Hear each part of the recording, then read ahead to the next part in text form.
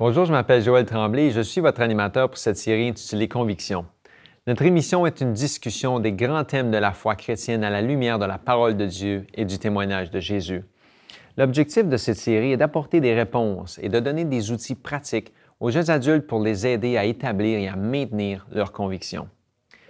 En ces jours de confusion, Dieu a besoin de jeunes hommes et de jeunes femmes loyaux et intègres, avec une conscience fidèle, qui vont se tenir debout pour défendre la justice et la vérité, même si l'univers semble s'écrouler. Les relations humaines sont compliquées, parfois très compliquées. Mais c'est dans ces relations que nous trouvons les plus grandes joies, comme l'amitié, la fierté, la reconnaissance, l'encouragement, la complicité et l'amour. Ah oui, qui ne cherche pas, qui ne rêve pas d'avoir un jour une relation amoureuse et vivre un bonheur total? Aujourd'hui, nous allons discuter sur le thème des relations et des fréquentations à la lumière de la Bible. Nous allons explorer les relations amicales, familiales et les fréquentations amoureuses entre un homme et une femme.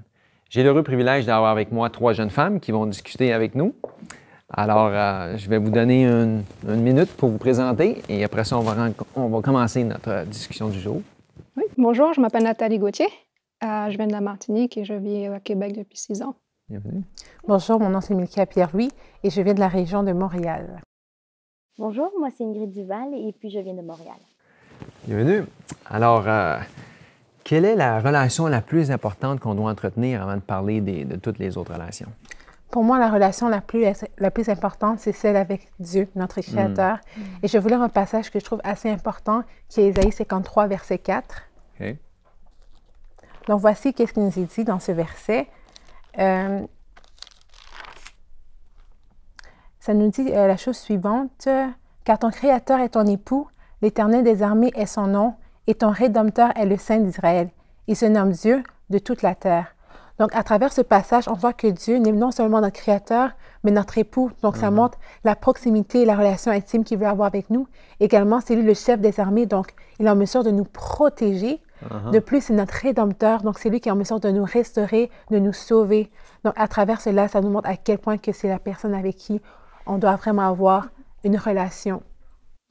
J'aime beaucoup que tu dises, Minka, que Dieu est notre Créateur. Et justement, c'est pour ça que qui mieux que notre Créateur qui connaît sa création, qui sommes nous-mêmes. Et donc, pour moi aussi, c'est Dieu, je crois qu'on devrait avoir la première relation bien entretenue, bien avoir en premier. Et dans Psaume 139, en fait, qui est mon psaume préféré, ça dit « Je te loue de ce que je suis une créature si merveilleuse. Tes œuvres sont admirables, et mon âme le reconnaît bien. Mon corps n'était point caché devant toi lorsque j'ai été fait dans un lieu secret, tissé dans les profondeurs de la terre. Quand je n'étais qu'une masse informe, tes yeux me voyaient, et sur ton livre étaient tout inscrits les jours qui m'étaient destinés avant qu'aucun d'eux existât. » Donc, on voit déjà à la fin, Dieu sait qu'est-ce qui s'en vient pour nous. Il a des plans pour nous. Donc, pourquoi pas, justement, passer ce temps avec lui? C'est lui qui va nous guider dans chacun des pas qui s'en viennent pour nous, dans le futur et maintenant dans le présent. Dans le présent. Je suis tout à fait d'accord avec elle. La relation de départ, c'est une bonne relation avec Dieu. C'est ça qui va définir ce que c'est que le vrai amour, ce qui va définir ce que c'est que la vraie amitié, c'est ce qui va définir ce que c'est que des vraies relations familiales saines. Donc, c'est comme dans les 10 commandements. Ça commence par les commandements avec Dieu, qui sont liés à Dieu, et puis après, les relations entre êtres humains. Tu n'auras pas d'autre Dieu devant ma face. Alors, c'est lui en premier. Hein? C'est la base, dans le fond. Puis c'est pour ça qu'on voulait poser cette question-là avant de commencer. Maintenant, comment faire pour développer des bonnes relations, des relations harmonieuses avec les autres? En fait, Nathalie l'a mentionné, les 10 commandements, en fait, Dieu ne les a pas donnés pour rien. Les 6 premiers, on voit bien que c'était l'approche avec notre prochain. Donc, ça veut dire tout être humain qui est sur cette terre. Et les 4 autres, donc, notre relation avec Dieu. Donc, si on veut entretenir une bonne relation, que ce soit avec des amis, avec la personne qu'on aime, avec les gens qu'on va rencontrer au courant de notre vie, donc, on doit appliquer ces commandements qui nous disent donc ne pas voler, ne pas vouloir posséder ce que l'autre a. Donc, on les connaît déjà un peu quand on se retrouve dans Exode. Puis également, Dieu veut des relations harmonieuses pour nous. Donc, on peut voir dans Galates 5,14 qui dit ainsi « Car toute la loi est accomplie dans une seule parole, dans celle-ci. Tu aimeras ton prochain comme toi-même. » Donc, on disait comment on peut avoir des relations harmonieuses si en fait, des fois aussi, on peut se dire, des fois, il y a des gens qui ne s'aiment pas. Bon, déjà là, il y a une sorte de problème, mais on veut le meilleur pour nous-mêmes aussi, à un moment donné. On doit apprendre. Dieu veut le mieux pour nous. On sait qu'on veut le mieux pour nous-mêmes. Donc, on doit aimer notre prochain comme nous-mêmes. On ne voudrait pas qu'on vive dans le mal, dans la souffrance. On ne veut pas la même chose pour l'autre. Oui, c'est ça. C'est ça.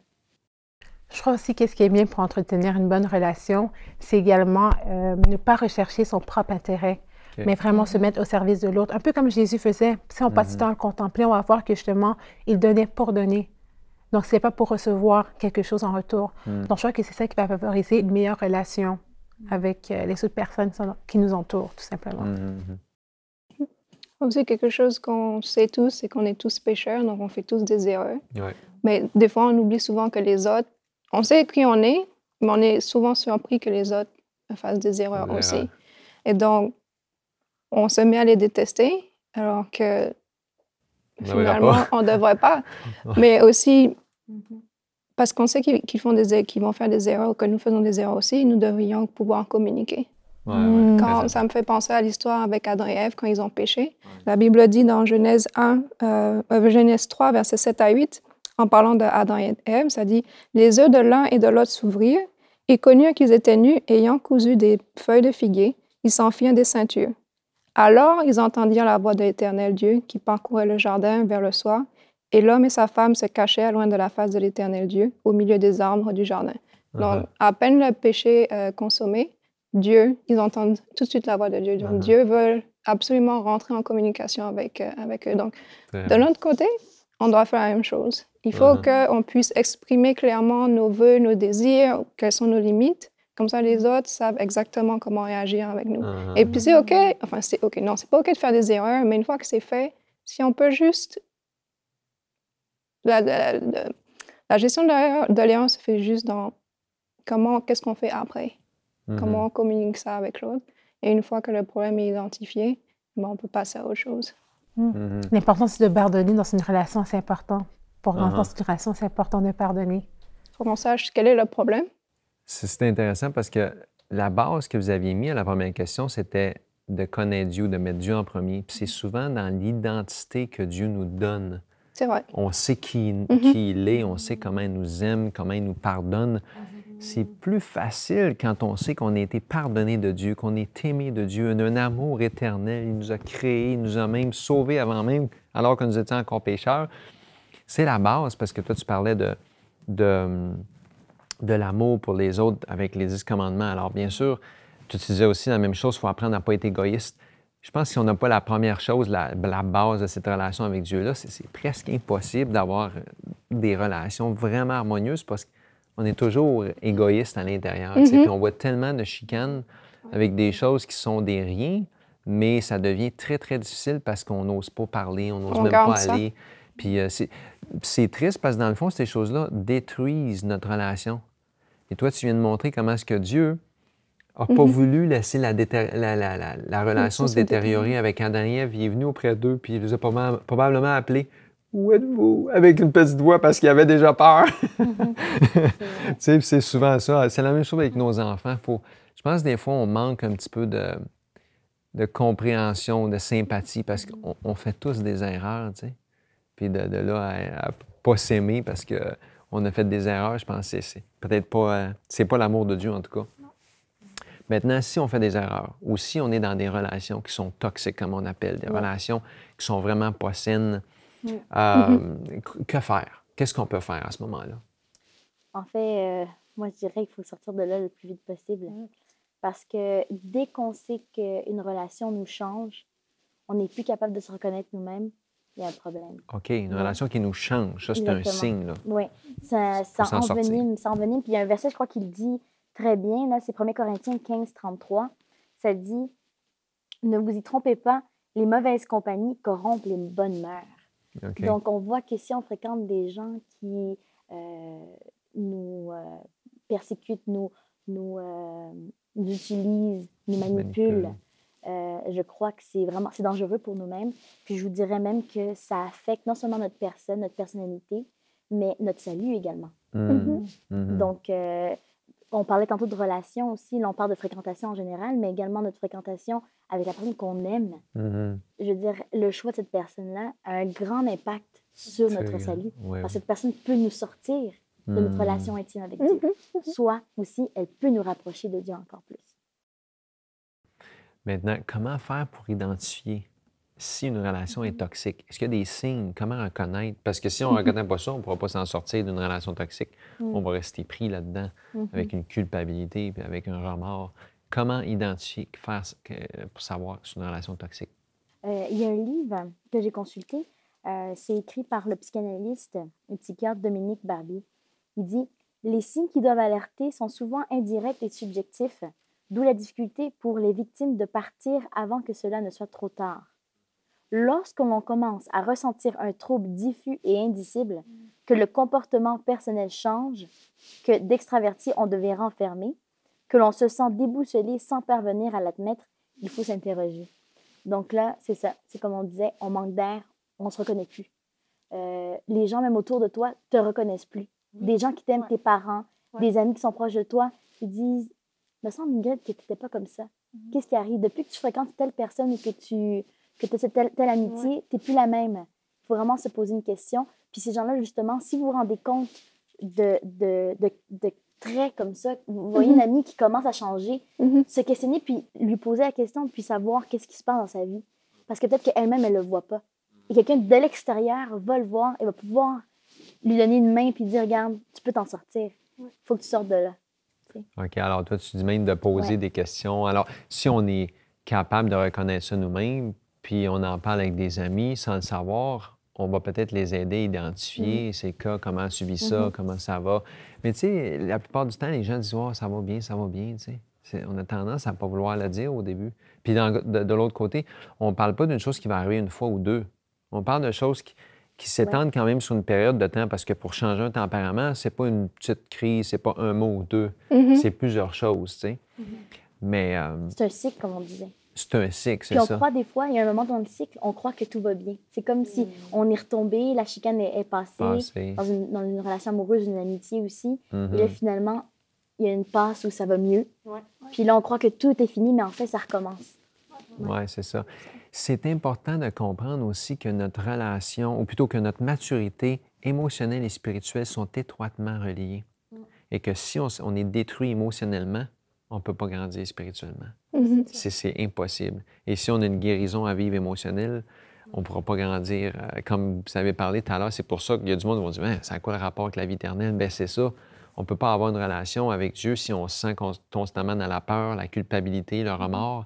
C'est extrêmement difficile. Fait que c'est triste, mais ça peut tous nous arriver parce qu'on ne s'en rend pas compte au début. Hein? On connaît des gens, ou peut-être même nous, on a déjà vécu des périodes dans notre vie où on s'est dit « Wow, je suis en train de changer. » Puis là, ça devient dangereux pour les gens autour de nous. Et heureusement, si on s'en rend compte, c'est bon signe, on peut aller à Dieu et dire « Seigneur, change-moi » parce que si je ne change pas, si je ne fais pas un changement dans mon alimentation, des changements sérieux, je vais détruire les autres alentours de moi. Des relations toxiques, ça peut être très, très difficile de s'en sortir. Je pense qu'il faut être très conscient de ça. C'est peut-être une autre chose qu'on devrait parler dans nos églises. Hein? C'est vrai qu'on n'en parle pas souvent. J'ai rarement entendu ces sujets-là. Effectivement. Je crois qu'on connaît des fois des relations qui sont toxiques. Comme ça. Et je crois que c'est un devoir que si on sait qu'il y a un couple qui vit quelque chose de difficile, une femme, un homme qui vit dans une relation toxique, ou une amitié toxique également qui se passe dans l'Église, je crois que c'est quand même un devoir d'intervenir. Oui. Dans l'amour. Dans l'amour toujours. Et puis le respect, mais il ne faut pas permettre que ça continue. Très bon point. Il faut vraiment briser le silence. Très bon point. Se rendre compte qu'on a peut-être une âme à sauver ou une personne à aider. Là. Tout à fait. Des fois, je pense que ça prend ça. Hein? Espérer que quelqu'un veut nous aider ou que nous, on peut aider quelqu'un. Chers téléspectateurs, c'est un plaisir que vous soyez avec nous pour cette émission. Bien sûr, notre objectif, c'est de vous aider dans votre marche chrétienne. Si vous avez des commentaires, des questions ou des histoires à nous faire parvenir, nous serions très heureux de les avoir. Voici comment vous pouvez le faire à l'instant. Avez-vous apprécié cette émission? Avez-vous des questions pour notre équipe? Aimeriez-vous des réponses tirées de la Bible?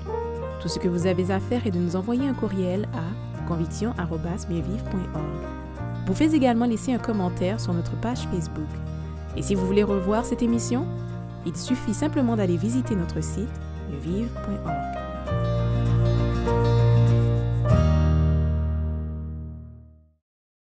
Mieux Vivre offre aux jeunes une formation pour apprendre à produire des émissions et utiliser les médias pour la gloire de Dieu. Ce programme est un apprentissage pratique qui permet aux jeunes de découvrir les ministères multimédia et l'utilisation que l'on peut en faire pour répandre la bonne nouvelle. Êtes-vous passionné par les médias et par la mission? Si tel est votre cas, je vous invite à nous contacter à Mieux Vivre pour en savoir plus sur notre programme de missionnaires multimédia. Alors, comment devrions-nous nous y prendre lorsqu'on est à la recherche d'un partenaire pour la vie? Une femme, un homme, une personne avec laquelle on veut vivre le reste de notre vie. On disait tout à l'heure que la première relation la plus importante, c'est celle avec Dieu. Okay. Donc, évidemment, c'est être sûr qu'on est capable d'entendre la voix de Dieu. Parce qu'on connaît Dieu, Dieu est bon. Donc, si on se lance dans une fréquentation qui est mauvaise pour nous, évidemment, il va mettre des panneaux, des signes, hey, on ne va pas par là. Mais si on n'est pas capable d'entendre, on passe à côté. Et puis aussi la maturité, dans le sens où il est important de savoir qui on est, quelles sont nos aspirations, où est-ce qu'on veut se rendre plus tard. Parce que, par exemple, je peux prendre un exemple, je veux être missionnaire en Afrique. C'est mon rêve et je sens que c'est ce que Dieu me demande de faire. Puis, je me marie avec quelqu'un qui veut rester au Québec et qui veut être fonctionnaire. Donc, c'est l'un ou l'autre. Il y a un qui va suivre l'autre. Quelqu'un va forcément se retrouver frustré. Et puis, à la fin, ça va s'exprimer de façon assez violente, genre, j'ai raté ma vie à cause de toi. Mais si au départ, on savait exactement où on voulait s'en aller, on se mettrait avec quelqu'un qui a les mêmes aspirations. Et donc, à deux, on peut s'en aller vers la mission que Dieu nous a donnée. Ça prend une confiance en Dieu aussi, hein? C'est quand même, hein? Mais c'est de là que ça part, dans le fond. Se marier, c'est pas rien. Ça a un lien avec notre salut. Oui, c'est ça. Si on se marie avec quelqu'un qui ne nous aide pas, notre marche vers le royaume de Dieu est encore plus compliquée, et voire même des fois impossible. Même des fois impossible. Ça demande une bonne relation avec Dieu. Puis c'est Salomon qui dit qu'une corde à 3, c'est plus solide qu'un brin à 2. Une corde à 2 brins. Alors, c'est un mariage à 3 qu'il faut avoir. Quoi d'autre? Je crois aussi un autre conseil, quand on pense à la fréquentation, moi, je pense à Adam avec Dieu, justement. Ce qui est arrivé, c'est que Dieu avait remarqué que, justement, c'était pas bien qu'Adam demeure seul. Donc, il a montré à travers le fait qu'il devait donner des noms à chaque animal, que, justement, qu'il devait avoir une partenaire. Donc, je crois que c'est important de demander à Dieu, est-ce que je suis prête à rentrer en relation? Tu sais, elle a parlé d'entendre la voix de Dieu, mais demander à Dieu, est-ce que tu veux que je sois en relation présentement dans ma vie? Puis par la suite, on voit que c'est Dieu qui a amené Ève à Adam. Donc, ça nous démontre l'importance de rechercher les standards de Dieu lorsqu'on est dans une relation. Je crois que quand on pense à la fréquentation... J'ai vu ça personnellement, quand j'ai rencontré ma femme, elle venait pas du tout de l'endroit que je pensais qu'elle allait venir. En fait, j'étais sûr que j'allais rencontrer une personne ailleurs, puis... Fait que Dieu est capable de nous amener un conjoint, une conjointe quand c'est le temps. Oui. Puis il y avait également 2 versets que je voulais partager avec vous, là, rapidement. Ça serait dans 1 Jean 4, verset 8. Ça nous dit « Celui qui n'aime pas n'a pas connu Dieu, car Dieu est amour. » Donc, on doit trouver quelqu'un aussi qui a une relation avec Dieu et qui aime. Oui, très important. C'est important. Puis un autre verset aussi que je voulais partager avec vous, ça serait dans Proverbe 22, verset 24. Et ça nous dit la chose suivante. Ne fréquente pas l'homme colérique, ne va pas avec l'homme violent. Donc, je parle de ça parce qu'on a parlé dans la question précédente des relations toxiques. Donc, quand on pense à la fréquentation, c'est important de savoir que Dieu ne veut pas qu'on sorte avec quelqu'un qui soit colérique. Même si que tout le monde dit que il a toujours été comme ça, c'est correct, mais pas pour toi. Colérique, violent, tu t'enfuis. Même si qui peut être ancien d'église, qui peut être un pasteur. Non. La colère, il faut courir. OK. Bon, alors, ça vous a donné beaucoup de paroles de sagesse. Comment trouver ou quoi faire quand c'est le temps de trouver une personne sérieuse pour la vie. Maintenant, alors qu'on parle de trouver quelqu'un, on sait que c'est pas toujours facile. Oui. Et des fois, on va aller vers des sites de rencontres sur l'Internet. Qu'est-ce que vous pensez de ça? Est-ce que c'est des outils qu'on devrait utiliser? Ça devient de plus en plus une alternative pour les gens parce qu'on vit en 2014. Les médias sont accessibles pour tout le monde. C'est facile d'être à la maison, assis confortablement derrière l'ordinateur et même plus magasiner pour de la musique, mais magasiner pour quelqu'un. Ça vient quasiment ça. Hein? Donc, en fait, nous, on est chrétiens. Il y a des sites qui existent, chrétiens, adventistes même. Je vous dirais qu'il y a deux côtés à la médaille. Il y a un côté, ça pourrait être en fait risqué. Pourquoi? Parce que souvent, derrière l'écran, on veut impressionner l'autre. Surtout si on va sur un site, on veut que quelqu'un puisse s'arrêter à notre profil et s'intéresse. Et donc, on peut des fois caractériser ou en tout cas rajouter des choses qui, en réalité, ne sont pas vraiment vraies. Mm-hmm. Et souvent, il y a la blague, là, on met une photo, puis finalement, la personne, il vient de se rencontrer, puis il ne se ressemble pas du tout. Ouais, il a pris la photo de l'autre profil, il ne se ressemblait vraiment pas. Donc, en fait, je vous dirais, du côté spirituel aussi, on peut se dire, bon, je m'attends que ce soit des chrétiens authentiques qui soient là. Mais, malheureusement, on vit dans un monde où le mal et le bien se fréquentent et il peut y avoir des gens qui ne sont pas authentiques et qui ne sont pas vraiment en train de chercher vraiment une relation sérieuse et s'engager. Donc, c'est ça, c'est risqué, comme je le dis, d'un côté de la médaille. Mm-hmm. Les deux côtés. Est-ce que Internet est un mal en soi?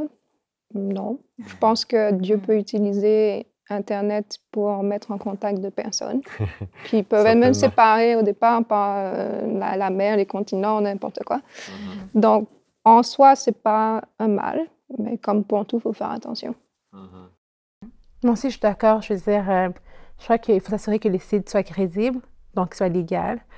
Comme on a dit, il y a des sites adventistes, mais également, c'est important d'informer aussi ses proches de la démarche qu'on s'apprête à faire. Très important. Donc, il faut en parler, puis également être encore plus vigilant lorsqu'on utilise cette méthode-là, parce que, comme elle a dit, il y a n'importe qui peut se cacher. Ça peut être quelqu'un qui n'est pas adventiste réellement, et puis... Ou même pas chrétien, en fait. Exactement. Donc, il y a quand même un danger, donc il faut être encore plus diligent lorsqu'on utilise cette méthode-là, mais je crois qu'il n'y a aucun problème. OK. Non. Fait que vous ne pensez pas... L'autre question, c'est est-ce que c'est vraiment sécuritaire d'utiliser les réseaux sociaux, l'Internet, ou c'est pas... Mais c'est ça, comme on disait, il y a deux côtés à la médaille. Moi, j'ai présenté un peu le côté négatif, que c'est risqué, on ne sait jamais. Je vous dis ça pourquoi? Parce que je connais des gens que ça n'a pas marché. Ouais. Ça finit en catastrophe. Mais il y a des gens aussi de notre côté que ça a bien fonctionné. Ça a bien fonctionné, oui. Et comme elle le dit, c'est très important qu'on soit toujours, qu'on pense... Si les gens ont rencontré quelqu'un face à face, on peut être un peu... On dit que l'amour est un peu hypocrite au début. Hein? On essaie de montrer le bon côté. Ouais. Donc, imaginez derrière un écran. Et c'est important de vraiment prendre encore plus, si je pourrais dire deux fois encore plus son patient, temps. Prendre son temps, OK. Avec l'écran, que ce soit vraiment une belle amitié établie et qu'on puisse savoir qu'est-ce que la personne vraiment recherche. Et faire savoir aux gens autour qu'on entretient une relation comme ça, par écrit avec quelqu'un sur Internet. Parce que si on s'isole, on ne sait jamais finalement si la personne, oui ou non, c'est une bonne personne. Puis pour toute autre, comme d'autres relations, je veux dire, aux fréquentations, c'est important aussi de passer du temps en prière. Ouais. Demander à Dieu de nous diriger. Je veux dire, on va sur Internet, on demande à Dieu, est-ce que tu sois avec moi, dirige-moi. Puis si tu veux que je parle, dis-le-moi. Donc... Très vrai. Alors, à quoi servent les fréquentations? En fait, l'homme est un individu social. Il a besoin d'être entouré. Dieu ne l'a pas fait seul sur la planète Terre, l'a perdu. Il a créé la femme, on voit en Genèse, qui lui a fait une aide semblable à lui. Et déjà là, en partant, pas seulement donc, en amour, qui est bien en compagnie, Dieu veut qu'on aime et qu'on soit aimé, mais si on parle en fait des relations en général, une relation interpersonnelle, on peut voir déjà en Actes, j'aime beaucoup Actes 2, c'est l'Église primitive en fait. Donc on voit qu'ils partageaient le pain ensemble, qu'ils partageaient tout en commun.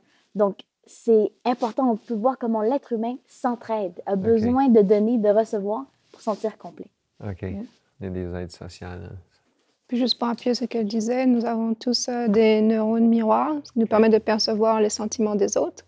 Donc, ça nous permet d'avoir de l'empathie. Donc, à quoi sert l'empathie si on doit vivre tout seul? Donc, très clairement, ça prouve que Dieu ne nous a pas fait pour vivre seul, mais il nous a fait pour qu'on puisse s'épanouir avec les autres. Comment on devrait gérer ça ou qu'est-ce qu'on devrait faire quand on a trouvé une personne avec qui on pense qu'on peut passer le reste de notre vie? Eh bien, comme on l'a dit au tout début, en fait, on fait le tour de la boucle. Dieu est notre première relation qu'on doit entretenir. C'est de notre priorité. Et donc, depuis le départ qu'on connaît quelqu'un, un partenaire, on doit toujours maintenir nos yeux fixés sur Dieu, parce que c'est lui qui va nous guider. Et on doit se poser aussi quelques questions. Est-ce que c'est la volonté de Dieu, ce qu'on entreprend? Est-ce qu'également, c'est un amour biblique qu'on vit? On connaît tous bien le 1 Corinthiens 13, donc l'amour est patient. L'amour ne désire pas le mal pour l'autre. Il n'est pas jaloux, dans le bon terme de jaloux, en fait. Hein? L'amour n'est pas égoïste. Donc, est-ce qu'on vit un amour biblique? Est-ce que aussi nos parents approuvent? Souvent, on prend des décisions puis on pense pas à la vie de nos parents. Nos parents nous connaissent bien. Et je crois qu'ils sont bien placés souvent aussi pour nous dire, regarde, cette personne-là, pour telle raison, ne te convient pas. Okay? Ça peut être une très bonne personne, mais peut-être ils voient que ils connaissent nos caractères, ils disent, avec cette personne-là, ça ne marche pas. Et également aussi, se préparer. Et donc, pour se préparer au mariage, ça veut dire quoi? On peut demander à notre pasteur de nous accompagner, avoir ce qu'on appelle les couples prémaritaux. Exactement, merci. Et je crois que c'est important. Et c'est souvent là aussi qu'il y a des fois des couples se rendent compte que ça ne marche pas. Donc, il est important aussi d'avoir la vision d'un autre sur notre couple, non seulement nos parents, mais également quelqu'un de spirituel comme un pasteur ou un adulte qui nous connaît bien, qui peut nous mener jusqu'à terme. Mentor spirituel. Ouais. Et si tout va bien, ben, on va au mariage. On fixe met la une date, date. on se marie. Exactement. Ouais. Mais comme toujours, mon père me dit, jusqu'à l'hôtel, tu peux dire non. Oui, c'est Parce vrai. que c'est une décision à vie. Hein. Oui, c'est pour la vie. Bon, souvent, les gens oublient leur vœu, mais c'est à vie. Ben, d'ailleurs, c'est écrit dans le Foyer chrétien. Je crois que c'est elle qui disait jusqu'à l'autel, on peut dire non. Oui, c'est ça. Donc, rien n'est coulé dans le ciment jusqu'à ce qu'on ait dit oui. Donc, il faut y réfléchir deux fois et même plus. Alors, bien sûr, comme on a discuté, vous avez partagé avec nous, la famille, ces relations-là sont supposées nous donner un avant-goût du ciel. Ce n'est pas le paradis sur terre, mais ça nous prépare. Un jour, on sait qu'on va être une grande famille ensemble. On va vivre éternellement heureux dans des relations parfaites. En attendant, merci d'avoir partagé avec nous vos commentaires, vos expériences. La parole de Dieu déclare « Sans Dieu, nous ne pouvons rien faire » Jean 15, 5. Ailleurs, il est écrit « L'amour de Dieu est répandu dans nos cœurs par le Saint-Esprit qui nous a été donné. » Pour avoir des relations harmonieuses avec son prochain, il est essentiel de développer une bonne relation avec Dieu, puisque c'est lui qui produit en nous le vouloir et le faire selon son bon plaisir. C'est lui qui va écrire dans nos cœurs sa loi d'amour. C'est lui aussi qui va nous rendre aimables, doux, patients et bons. Puissons-nous rendre gloire à Dieu dans nos relations et fréquentations. Merci et à la prochaine.